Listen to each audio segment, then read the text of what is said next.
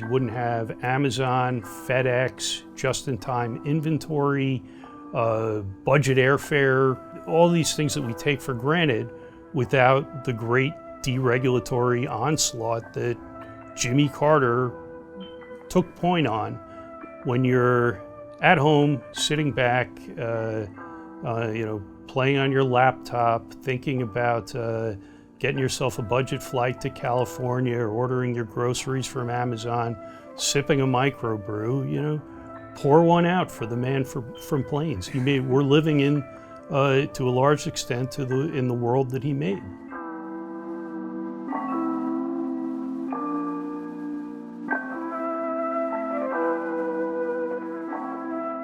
So I think, like a lot of people of my generation, the only thing we know about Jimmy Carter is good man, horrible president, right? Naive peanut farmer with a kind of blind Midwestern style kind of optimism, who has good intentions, comes to Washington, D.C. on rays of sunlight and optimism, and is completely brutalized by the pre-existing power structures. And it's one incompetency after the next. That's all it is. And his term ends with the ignominy of being kicked out after one term, which is a kind of rare distinction in presidential politics. You say he's the most underrated president of the 20th century. How do you explain yourself, Gene Healy? I had sort of the same view of Carter. He's the first president that I actually remember, from fifth grade, the hostage crisis, tie the yellow ribbon around the trees, and reading in the Weekly Reader about how he was screwing up. And so there was definitely a sense that I think is fed into his legacy of someone who had where bad luck met someone who could not feign competence in what's quite difficult job. And I think as, you're seeing a lot of the eulogies at the encomia to President Carter, there's a lot about what a great ex-president. He taught Sunday school, and he hammered nails for Habitat for Humanity instead of hammering $50,000 checks from Goldman Sachs for giving a half an hour speech. And that's all great, good, great ex-president, but I think it gives short shrift to what he actually did in office, because when you look at it from historical distance, he did probably less harm and more good than just about any other modern president. Right. And the best data point that I learned from you related to that is he's the only president in the 20th century not to start a war. Yeah, he didn't drop any bombs or fire any missiles, and you would think you should get some credit for that. If anything, however, it tends to count to your detriment in the presidential rankings game, because the presidential scholars and historians who fill out these scorecards, who are basically doing the president's legacy report card, if you look at the presidents who tend to be in the top 10, it's pretty clear there's a premium on moving fast, breaking stuff, causing a lot of commotion, dreaming big, and the historians and scholars who fill out these cards, it's quite perverse, actually. They seem to They like people who they like the transformational presidents. The great man. Yeah, the great man. The great man theory of history. They like people who pursue regime change abroad and at home, new deals, new frontiers. Jimmy Carter was none of that. He was actually a small c conservative president. Which is not to say that it was all inaction, because I think a lot of what we take for granted today is really owed to the massive deregulatory effort that he pursued in his single term. cheap airfare, flying as something that's accessible to every American, the deregulation of trucking and freight rail. He really instituted a deregulatory effort that I think Ronald Reagan gets a lot of the credit for, when 2/3 of the great deregulation of the 70s and 80s had been accomplished under Carter's watch. Right. And yours, I mean, and this all keys into your book about the cult of the presidency, right? Which is one of those books where once you read it, and it's definitely a scene through this simulation book, where there's something in just the base level political climate that is just taken for granted, that your book essentially diagnoses and deconstructs and criticizes, and once you see it, you can't unsee it, right? So what's the cult of the presidency? The cult of the presidency is just shorthand for the massive expectations that Americans invest in this office, the responsibilities that they put into an office that really no one institution, certainly no one person, can handle. And the notion of the president as a savior in chief, a consoler in chief, somebody who's responsible for the state of the national soul, for responding to natural disasters, to make the world safe from terrorism, to make the world freer and better. The weight of expectations that we put on this office is something that no one office can bear, no one person, and that no one person should be entrusted with the power to try to actuate. And so this disconnect between the grandiose expectations that we invest in the president and the powers of the office tends to incentivize people in that position to seek power that can match the responsibility, and that has driven a great deal of concentration of power in the federal government and in the executive branch in particular. Right. And what you also point out is everything that you just said in terms of your analysis of way too much weight and expectation and kind of semi-religious fixation on the presidency and how kind of toxic and corrosive that is. All your diagnosis was already made by the people who founded the country, right? They already saw that. Like everything you're talking about, all the great men, all the founders from Washington, Jefferson, and on, specifically built the Constitution to account for. And as you point out, the office had a dramatically more modest role in the federal government. Yeah. No one envisioned the presidency as the center of American national leadership. The idea of one sole national leader with a mandate from the people is something that would have frightened them. Right. Washington, the first president, is somebody who famously, disclaims power. Early presidents were not supposed to. The principal job of the office is to ensure that the laws are faithfully executed, the laws that Congress passes. Presidents were not even supposed to have in the early republic, it was viewed as somewhat improper, if not scandalous, to appeal directly to the people and go over the heads of Congress. Yeah. Early presidents made very few public speeches. By the Jefferson administration, the State of the Union was no longer delivered in person.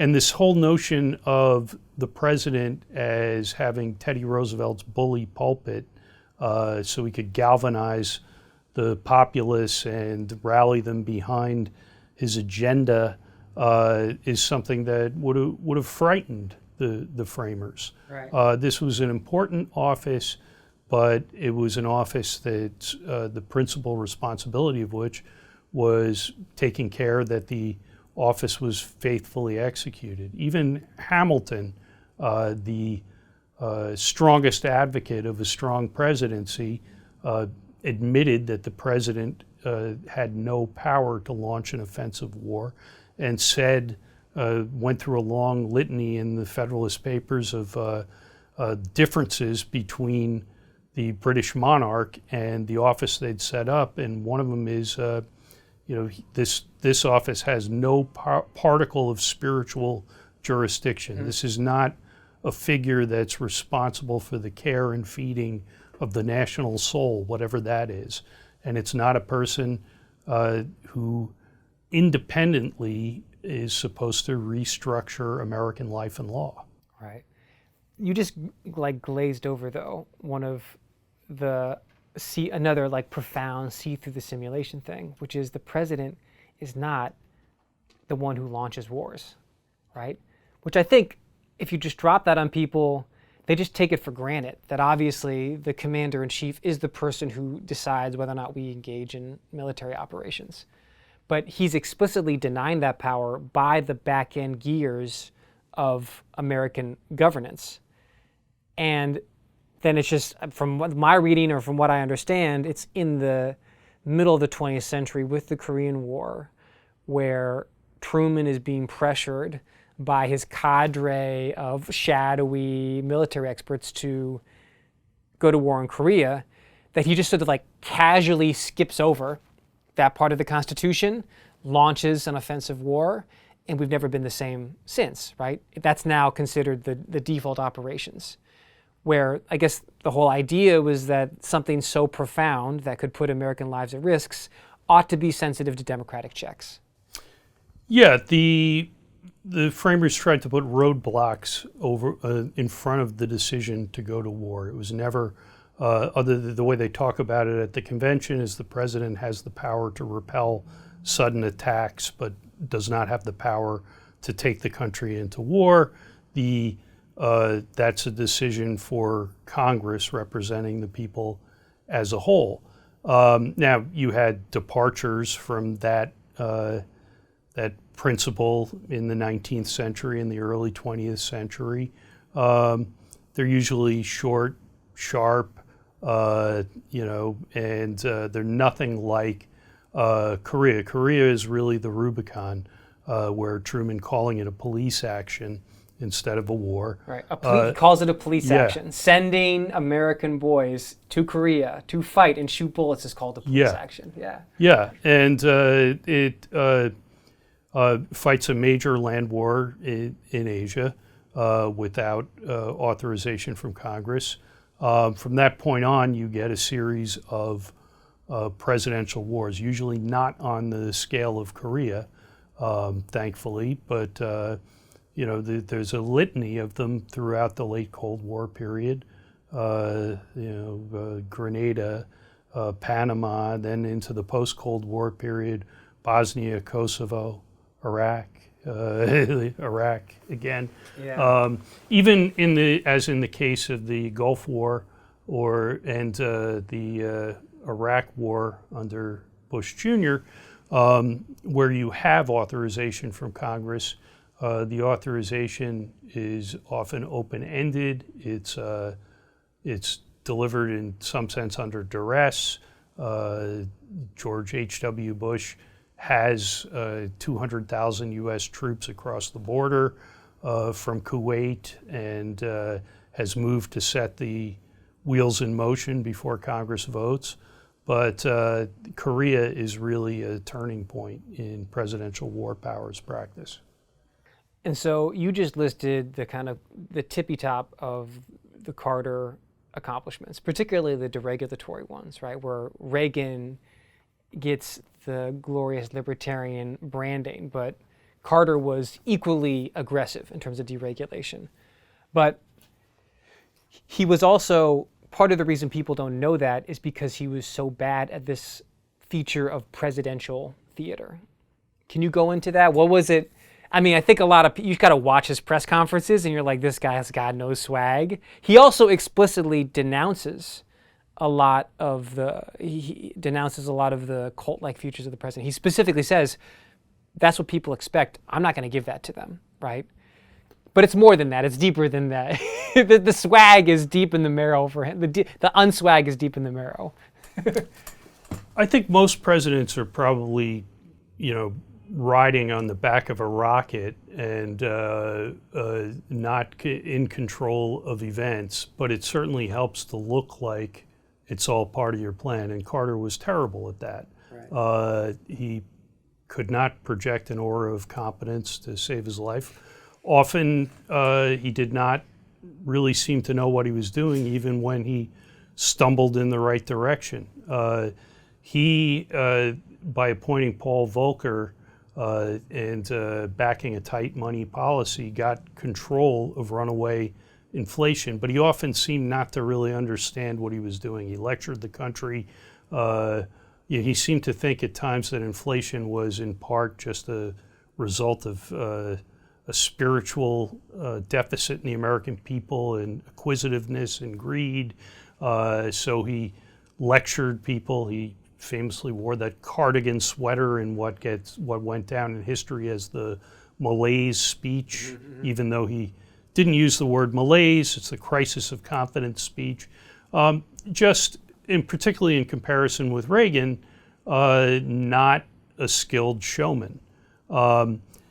And also, as you mentioned, in some senses, he was part of the post-Watergate effort to demystify the presidency, and maybe he demystified it for his own purposes a little too much. But he did try, in contrast with Nixon and LBJ, to take away some of the public pomp and grandeur around the presidency. He on his inaugural parade, he walks along the side of the motorcade to signal he's more approachable.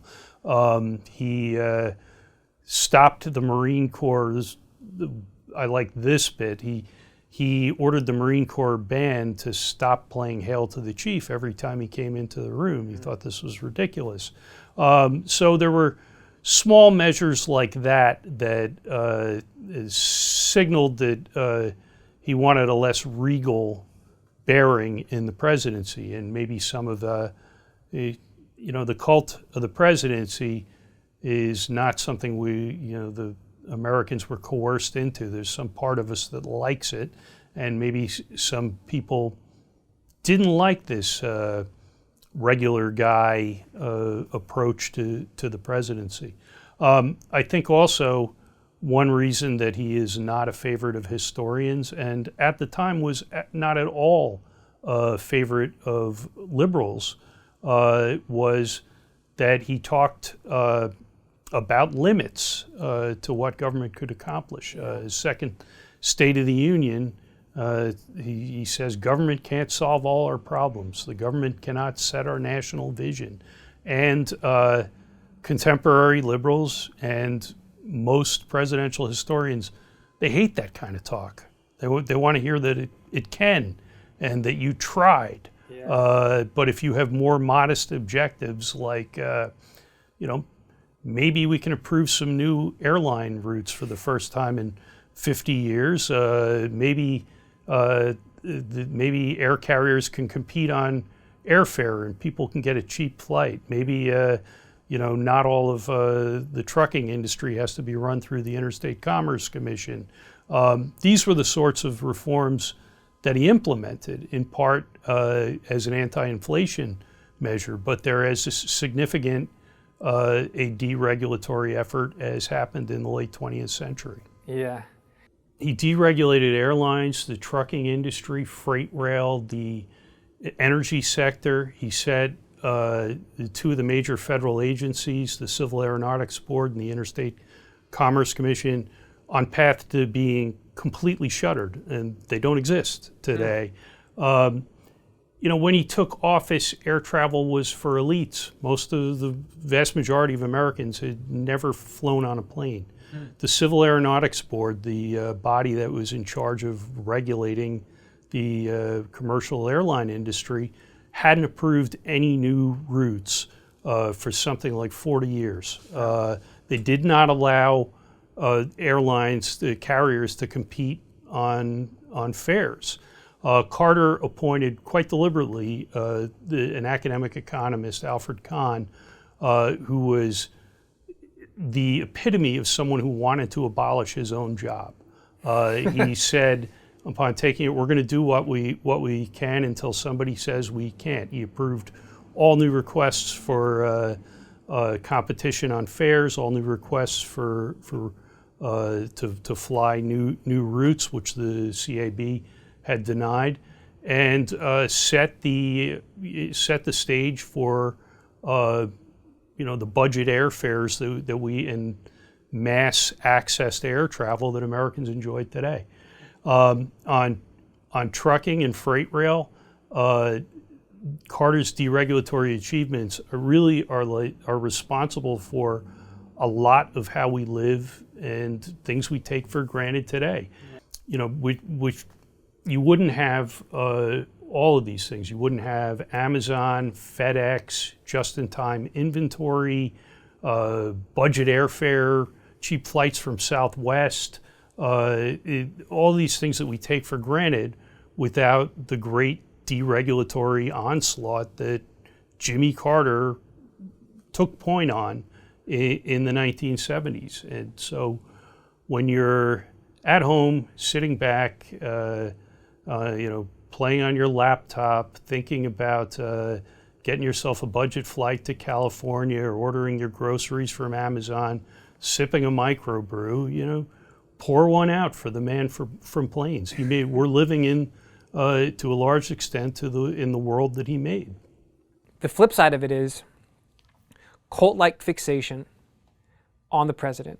This celebrity, emperor, god, king, spiritual leader, CEO of the economy.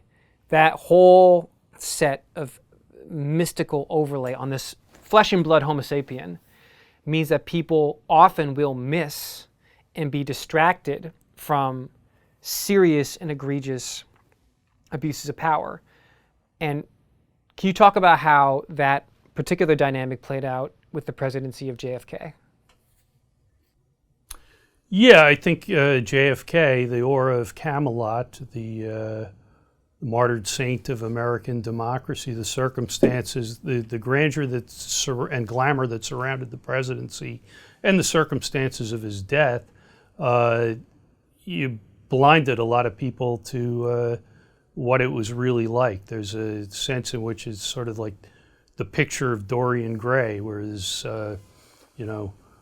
good-looking young fellow, and in the back, there's a picture of what it's really like. Yeah. And JFK, I think, in any cold-eyed look, cannot be considered a great president if the standards of greatness are something sane, like not being criminally reckless in foreign policy and having respect for the American rule of law and civil liberties.